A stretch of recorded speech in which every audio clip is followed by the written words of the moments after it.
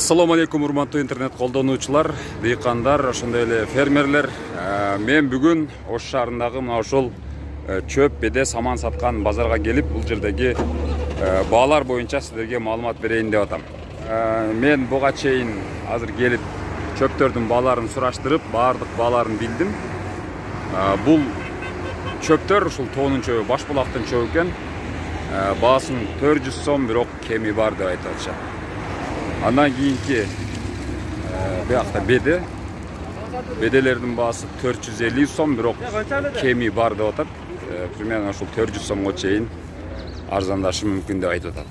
Түшүп беребиз дейт. Так. Андан сырткары мен буга чейин дагы биринчи орунда дагы тартып көрсөткөнмүн. Анда баалар где-то 300'дүн тегерегинде, 300'дөн ашыгыраак, 270, 290 ошондой болчу. Ошондо мен сиздерге айта турган болсом, бул жерде чөптүн баасы 400 сом, беденин баасы 450 сом деп айтылып атат. Ал эми самандар болсо, бул жерде будайдын, арпанын самандары болуш керек. Саман 300 сом экен. Мына портерде жыйылып турат. Бирок сөзсүз түрдө кеми болот, билесиздер. Келип баалашасыздар, аласыздар. Бүгүнкү күндө мына ушул той чөпкө болгон баанын кымбаттап атышынын себеби эмнеде экенин мен анык билбейм, бирок тоодо чөп жакшы болбой калганда чөлдө бедепресс кымбаттап кетет болчу жылыга. Мен оюмча мына ушундай.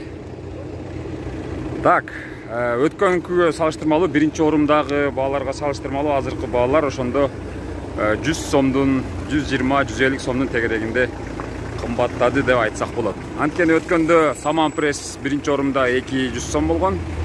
Ал эми беделер 300 сом болгон, азыр беделер 450 сом деп турат. Ал эми чөптөр болсо 400 сом деп турат. Мына ушундай.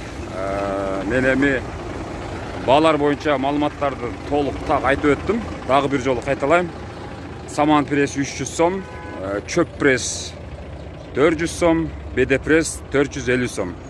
Кеми бар экен, беде прессти где-то 420, 400ге чейин түшүрүп беришибиз мүмкүн деп айтты. Бүгүн мен оюмча чөптүн, беденин баасы аябай кымбат. Бирок буга аналог болгон жемдердин баасы кандай, мен ошолор боюнча дагы кийинки видеодо сиздерге сөз түрдө маалымат берем. Арпа, жүгөрү, буудай, күнжара, кормалардын баасы боюнча дагы сиздерге так маалыматтарды билип бергенге аракет кылам. Эмесе көрүшкөнчө саламатта калыңыздар.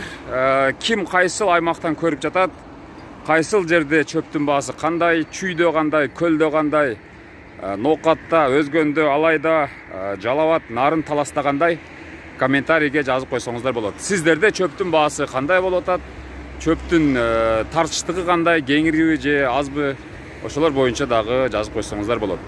Ал эми тоодон көрүп аткандар болсо, быйыл тоодо чөп кандай болду, ошону дагы жазып койсоңуздар жакшы болмок.